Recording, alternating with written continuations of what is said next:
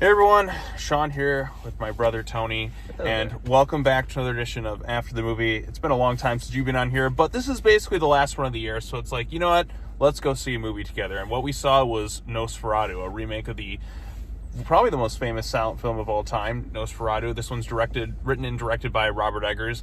Now, if you know Robert Eggers movies, you know they're going to be a little bit on the weirder side. I mean, he had The Witch, he had The Lighthouse, The Northman, and now this one. So, The Witch, was pretty decent for the most part. I like The Lighthouse. I think it's kind of darkly funny and spawned a lot of entertaining memes. I was not a fan of The Northman, but I was excited for this one because I wanted a really scary, atmospheric vampire film because I feel like we haven't had one in quite a long time. But basically, like I said, it's the story of Dracula, which Bram Stoker and that had the rights issues and all that. So it's pretty much the same storyline, almost beat for beat in a lot of ways, but they still kind of add their own little twists and turns. Like, it's not Count Dracula, it's Count Orlok. You have basically your Jonathan Harker characters, your Van Helsing characters, you have the love interest of Dracula, sort of, not necessarily a willing one, and vampires, how do they die, how do this, blah, blah, blah, blah, blah. Kind of the same deal. But we haven't had one of these types of movies in a while. Yes, we have vampire films, but not really with this sense of production value, really kind of getting that period piece feel. Kind of the closest I can think of is Francis Ford Coppola's Dracula back in the 90s. So, overall consensus, I thought this movie was pretty decent for the most part. Like I said, the cast in this one, you have Bill Skarsgård as Count Orlok, as Nosferatu, or as I like to call him, Mustache Ferratu, because he has a very, huge mustache, which was kind of surprising, in terms of the look, going for this take on Nosferatu.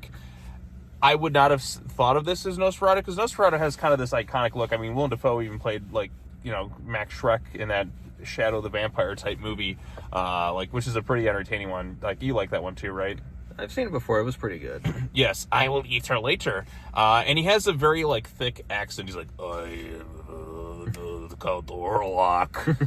But what kind of distinguishes Orlok a bit from, Dracula? Again, a movie I really compare this to is Francis Ford Coppola's Bram Stoker's Dracula, which is a film I actually like.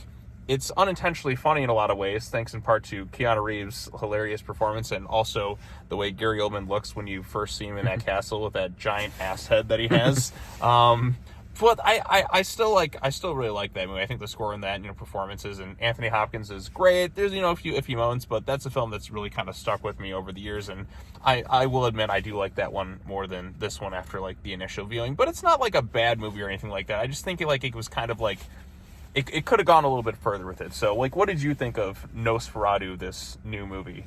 It was a very enjoyable, atmospheric type of film for me, at least. I enjoyed the atmosphere very much. Anything else, really? And a lot of the performances were pretty solid. Very solid. Skarsgård, you would not know it's him, so he does kind of escape into the role. There is a little bit of unintentional humor in this thing, moments I guess were supposed to be played a little bit more seriously, but I just kind of laugh. There's a scene where he's trying to escape the castle and then he just abruptly just I want to have goofy sound effect. There's that was kind of funny too. And then the scenes where, they're kind of getting a little bit intimate, but there's nobody else there and they're kind of convulsing in ways. I don't know. The way it was kind of handled, I just kind of unintentionally chuckled. It was a packed theater too, which, on a Thursday night, I guess is pretty good because this thing opened yesterday on Christmas. And, there were some other moments too where I may have made a few snide comments, one in particular, if you watch pro wrestling, there is a sort of Katie Vick type reference that I couldn't help but make.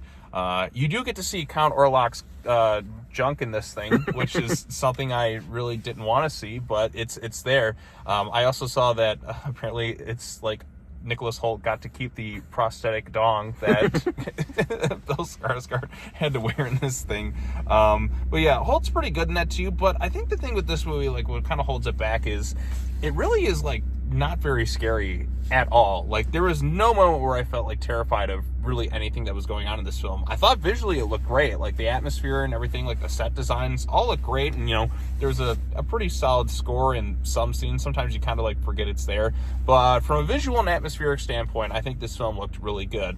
Willem Dafoe's in it. He's not in it enough. He doesn't show up really till the second half of the movie, and he's basically kind of the Van Helsing type character, but doesn't quite push the envelope like I was kind of hoping for. Maybe it's because I have the Coppola version like on my mind, and I think of like how Anthony Hopkins was so entertaining and really just kind of carried that movie when Gary Oldman and that wasn't on screen. But Dafoe doesn't quite have, and Dafoe is an amazing actor, one of my all-time favorites, but it doesn't quite like push the envelope like I was kind of hoping. Like, I guess that's just the way the character was kind of written in this thing.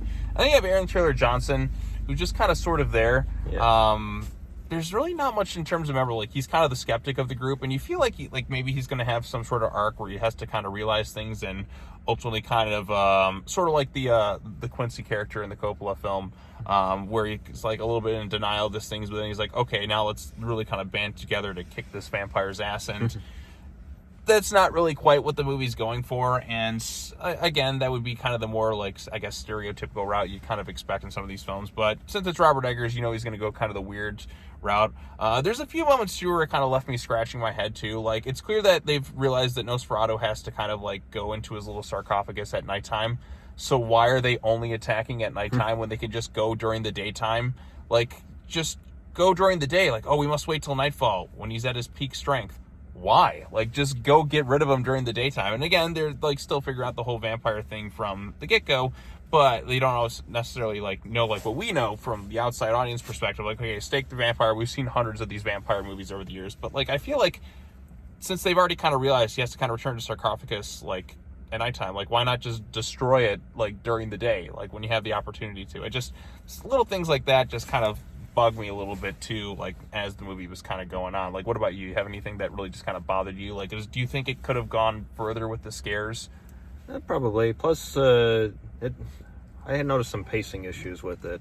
Right, like it's like kind of picks up the pace a little bit, like earlier on when he goes to the castle and all that too, and they're really kind of holding this look of Nosferatu in the shadows, and I was like they really take a while before you really see his face, and when you do see his face, that mustache is like really thick. Like, this is like a huge mustache. Like, it's just so bizarre just seeing like a vampire. I get that was kind of like more of the style in that too, but like Nosferatu has such a distinct look that has stuck around for like a century at this point, right? Like, it's been around for like it's like 100 years old now at this point. I think the original Nosferatu, right? Yeah.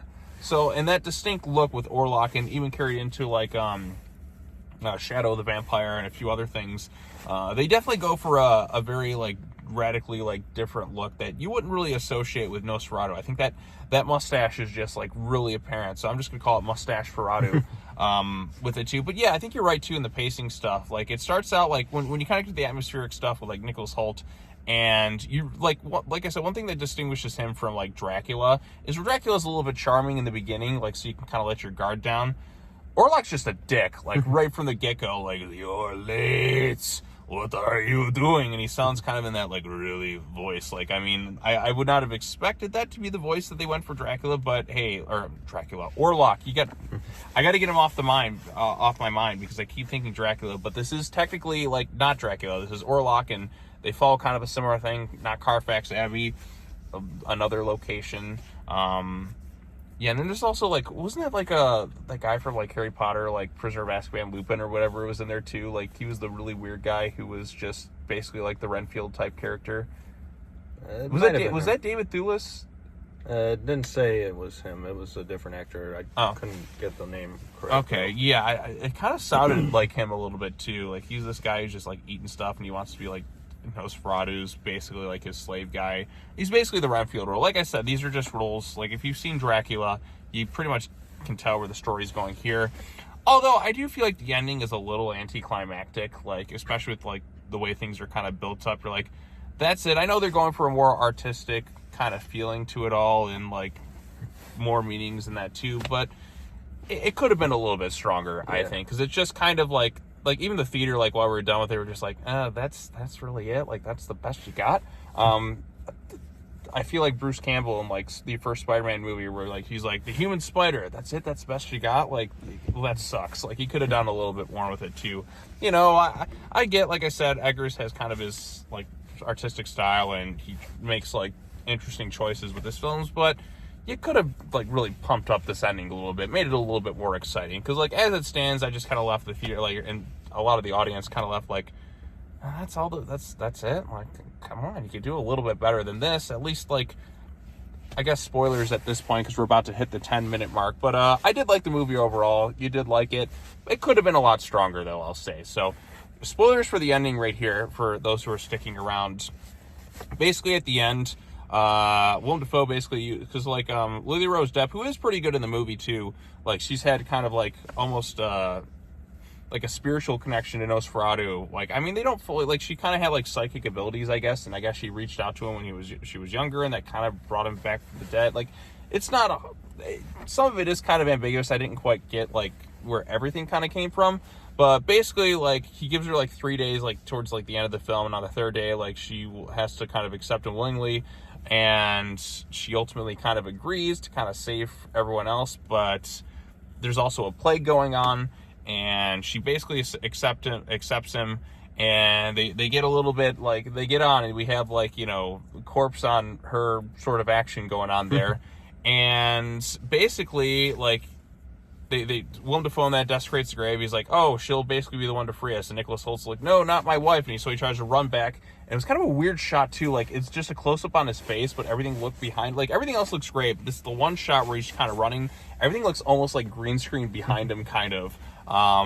It just looked a little bit off to me. Like, that was the one shot in the movie, because there's some great shots there of, like, the castle and all that, too. Although I wish we could have, like, spent some time really kind of looking at the sets and that of the castle and that, because we're kind of just, like, really confined, and everything's kind of, like really dark and kind of shaded a bit too. I would have liked a little bit more of exploring like the castle. I like the Hammer horror sets a lot, and like the Universal sets. Like, this one's definitely more like, I guess, like a real castle, where without kind of the crazy set designs that you see, like the over exaggerated sets. But like, I kind of like the little bit more over exaggerated sets. But basically, like I said, Orlok is like, you know, they're kind of getting it on. He's basically, he doesn't really bite in the neck. He bites more in the chest, though, yeah, which I thought was a little bit interesting. He's, like, sucking her blood. And Orlok's also, like, really stupid, too, because he forgets that, like, oh, shoot, like, the day's kind of, like, ending here. But I guess that was the point. She basically baited him into dying, because, like, once the sunrise comes up, he just sort of dies. Like, we don't even, but, like, that was kind of disappointing, too. Like, they kind of, like, she's kind of naked, like, holding on to him. Nicholas Hoult walks in, Dafoe walks in, and that other guy with the really deep voice from the first Omen walks in, and is like, she freed us of the plague, and we just kind of get the final shot of them just as kind of like almost like lovers on a bed. But I was disappointed, like, with the sun coming up, I wanted to see like his corpse burn to a fucking crisp. So like, I wanted to see that thing like just eviscerated, and it felt so restrained, and I'm like, come on, we just saw this guy like murder some children too. That was like a pretty hardcore scene. Yeah. Like, that was like the one scene in the movie, I'm like, you hear the screaming and that, and I'm like, okay, because like Aaron Taylor Johnson's kids and his wife died, but then he dies too, because he tries to Katie Vick her corpse afterwards and just succumbs to the death of the plague, I guess. It's kind of off screen too, and I'm like, you know, like, his character, what was even that, like, he just was a skeptic, and he just kind of just sort of just dies. And like, he felt like kind of a waste in the movie, to be honest. Like, I would have liked to a little bit of an arc where he kind of like realizes, okay, maybe I got to step up and fucking do something for once. But he just doesn't. He just sort of dies. Like, that felt kind of underwhelming and a bit anticlimactic there. But yeah, like, we don't even get to see the corpse. Like, we see its face kind of fry a bit. But like, I want to see this thing melt in some cool, awesome way. But I guess we can't have that in this type of movie. Like, I mean, there was no reason you couldn't have done it.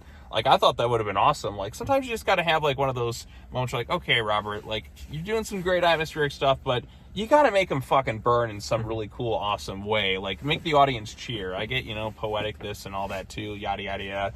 Like, this vampire has been, like, killing people, I guess, for, like, hundreds of years at this point. He murdered some children. Like, let's give him a pretty meaningful death. Like, a really awesome, hardcore one. Like, that's really satisfying.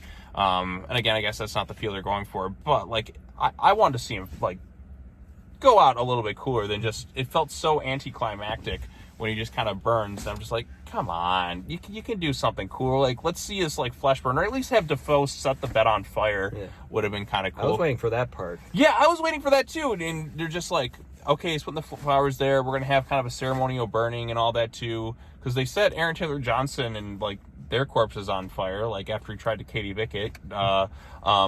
For those who don't know Katie Vick, look it up, or maybe yet, better yet, don't. Probably no. Probably not. That's a pro wrestling sort of thing. Like, that's immediately what I thought of. But, like, yeah, like, come on, let's see something cool with this. Like, I was waiting for him to set the thing up. I'm like, okay, so it kind of dies there. Defoe's going to set the... Oh, no, it just sort of abruptly ends, and that's just kind of it. And it's like, come on, give me a little bit more. So, but like as it stands, it's a pretty decent movie for the most part. In terms of Eggers films, I think The Lighthouse is still the one I like the most, but I'd probably go this one. I wasn't a fan really of The Northman. I just thought that one was kind of like dumb in a lot of ways when I saw it. Shot well and acted well, I guess, but there's some moments where I just left scratching my head where I'm just like, why doesn't this character do this? Like, there's a lot of kind of dumb moments. This one, it could have been so much more though, and that's kind of the disappointing thing with me, because it's like, I like the atmosphere, I like the sets. I didn't really feel the scares of this thing, and I feel like the ending was pretty anticlimactic. And, you know, performances were good, but, like, I was kind of expecting, like, the next level a little bit. Maybe, like I said, because I am a fan of, like, other adaptations of Dracula, like Lugosi, Christopher Lee, and there's a little bit more exciting stuff going on in those ones. This one's not trying to go for that sort of feel, but I feel like you kind of could have done a little bit more with it. Like, just upped it a little bit more in certain areas to kind of really, like, make it stand out, like, the test of time. As it stands, it's a pretty decent movie. So, what about you? Like, is there anything else you thought of? I've been kind of quiet. I've been just kind of rambling my mouth. So, right. But anything else? What do you think?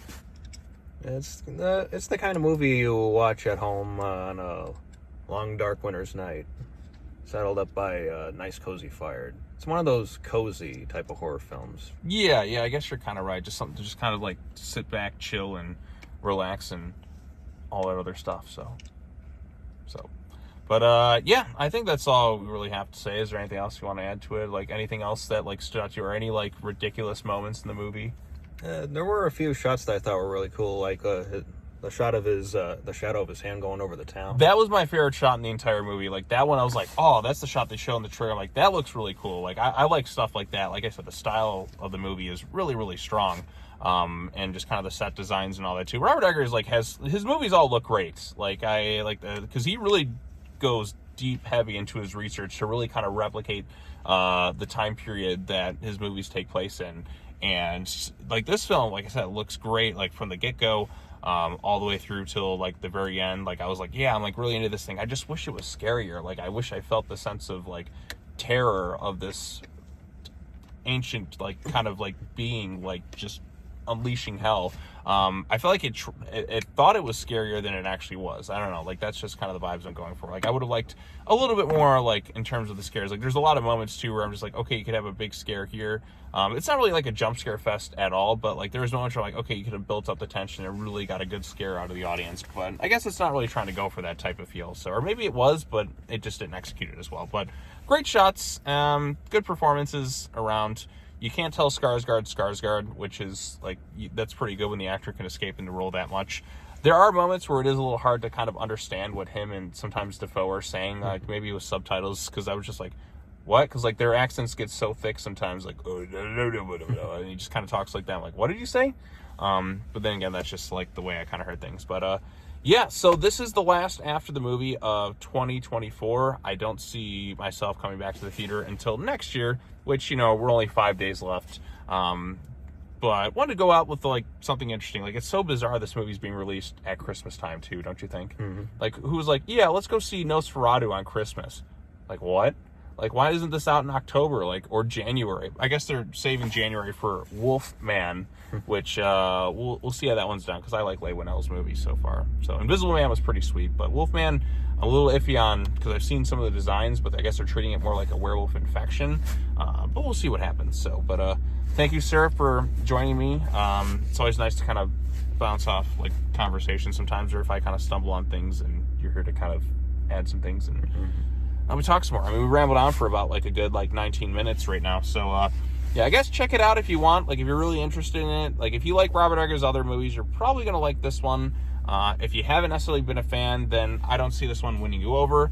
Like I said, I don't think it's bad or anything like that. I definitely think it's better than The Northman was. But it could have been a lot stronger in a lot of different areas. Maybe, again, because I have, like, seen so many Dracula-type vampire movies over the years. Like, maybe my expectations are a little bit different. But I feel like in some ways it could have been executed a little bit better. Like, definitely the scares a little bit more.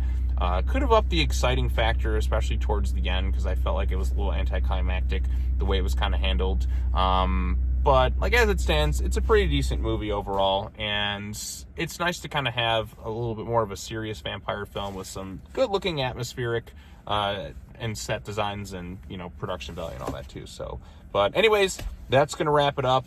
Thanks so much for watching. Farewell to 2024 in terms of after the movies, and I'll be back in 2025. So thank you, sir. Very well. Peace out, everyone.